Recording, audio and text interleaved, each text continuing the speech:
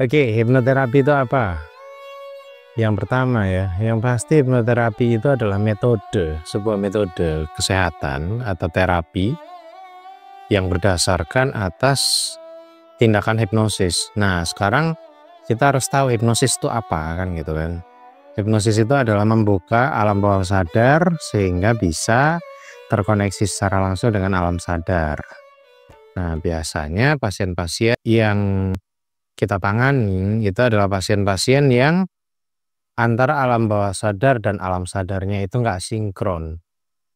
Dan itu mengakibatkan adanya gangguan-gangguan psikis yang sifatnya arahnya ke arah ansietas, depresi gitu.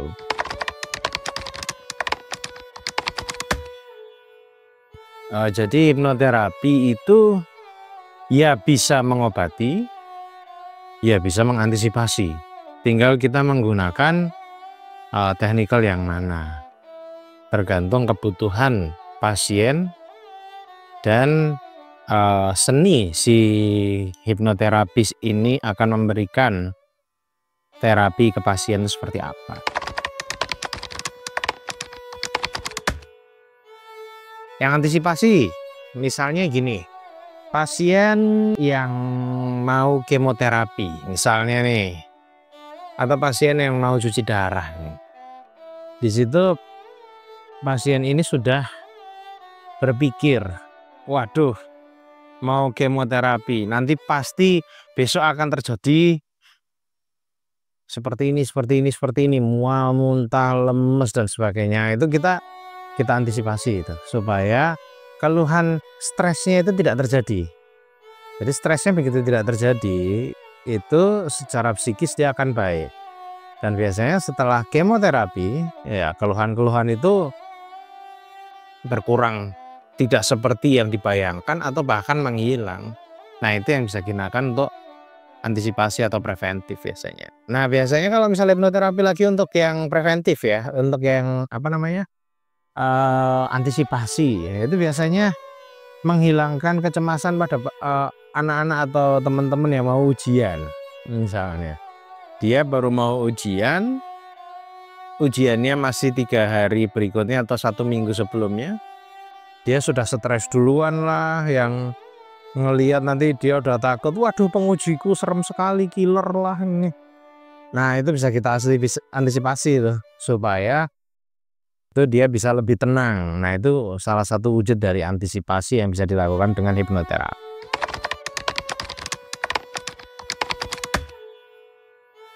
Hipnoterapi apakah perlu di booster ulang atau tidak? Bahasanya seperti itu ya. Sesuai dengan kebutuhan bahasanya. Sesuai dengan kebutuhan. Bagaimana ceritanya sesuai dengan kebutuhan? Ya kalau misalnya pasiennya itu mengalami kondisi penyakit kronis. Misalnya pasien dengan gula darah yang sulit terkontrol, ya otomatis dia akan seumur hidup minum obat. Ya berarti di situ kita akan membantu untuk terus didampingin terus-menerus. Ya otomatis kita akan bantu supaya pasien itu lebih mudah menerima obat. Takut disuntik, takut insulin misalnya. Ya gitu, di situ kita akan berikan penjelasan, edukasi, dan setelah itu nanti kita akan dampingi supaya tidak takut terhadap insulin atau tidak malas menggunakan insulin. Nah, yang paling sering itu adalah pasien itu merasa stres. Nggak boleh makan ini, nggak boleh makan itu, nggak boleh gini gitu ya. Ya itu semua yang membuat pasien itu basically akhirnya jadi overthinking ya. Jadi pasien nanti disuruh konsultasi sama dokter, nanti makannya diatur karena dia terlalu takut, akhirnya makannya di bawah yang sudah diaturkan dokter, dan berakhirnya menjadi takut mau makan apa-apa. Habis itu stresnya mulai muncul. Nah, begitu stres semakin muncul ya kita harus dampingin itu setiap hari. Karena apa? Bisa setiap saat, setiap minggu atau setiap bulan sekali, untuk meningkatkan kesejahteraan mentalnya itu. Kesejahteraan mental dan psikisnya itu kita harus tingkatkan gitu.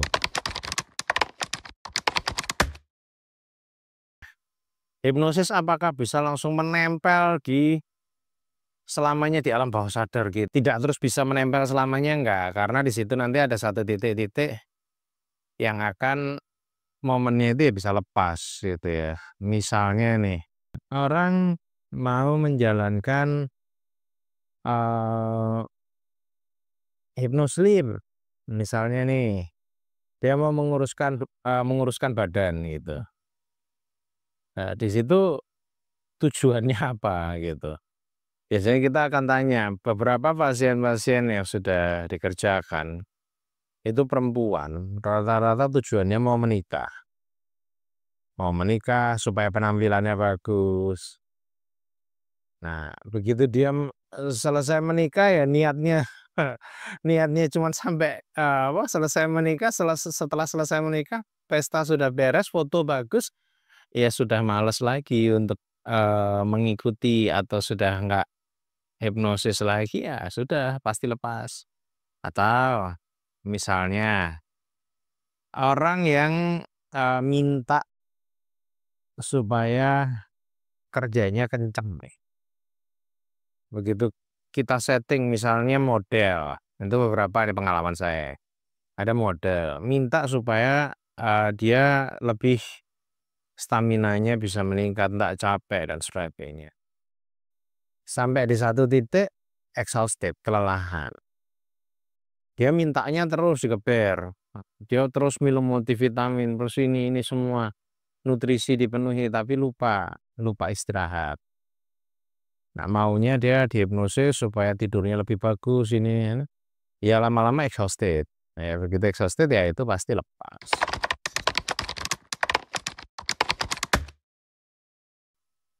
Kita harus ada physical examination ya. Jadi harus ada pemeriksaan fisik gitu ya. Dia itu pengen kurusnya itu seperti apa? Apakah kita lihat dia memang ada tumpukan lemak atau ototnya yang kendor?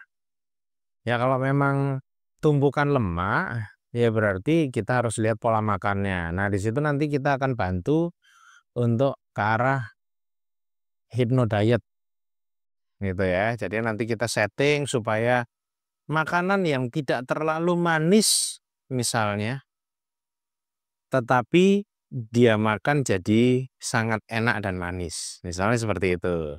Persepsinya dirubah gitu. Atau pasien yang misalnya untuk yang tubuhnya terlalu banyak cairan misalnya. Nah, itu kita bisa harus bisa mengurangi kadar makanan yang sifatnya asin karena natrium salah satu kandungan dari garam ya. Itu mengikat air. Nah, berarti dia harus bisa nurunin kadar natrium kan. Nah, di situ otomatis kalau kadar natrium diturunkan ya ada beberapa teknik supaya dia tetap merasa asin, tetapi badannya enggak lemes kan gitu. Nah, itu disetting pakai hipnosis. Oke, teman-teman, saat ini mungkin saya membahas ini dulu ya. Jadinya silahkan kalau punya pertanyaan atau punya sesuatu yang ingin dikonsultasikan, silahkan, nggak ada masalah. Karena di situ nanti kita akan bisa bahas banyak hal yang khususnya tentang bagian penyakit dalam, psikosomatik, paliatif, dan kondisi-kondisi yang sifatnya adalah mitos atau fakta, hipnoterapi, psikoterapi, masih banyak yang belum kita bahas. So, saksikan di episode berikutnya. Dan jangan lupa, jika ada pertanyaan, langsung kirim aja di sosmed yang tersedia. Ya, saya Dr. Isa Akbar, spesialis penyakit dalam dan hipnoterapi. See you guys. आई रे मिलन तो है, आई रे मिलन तो है, आई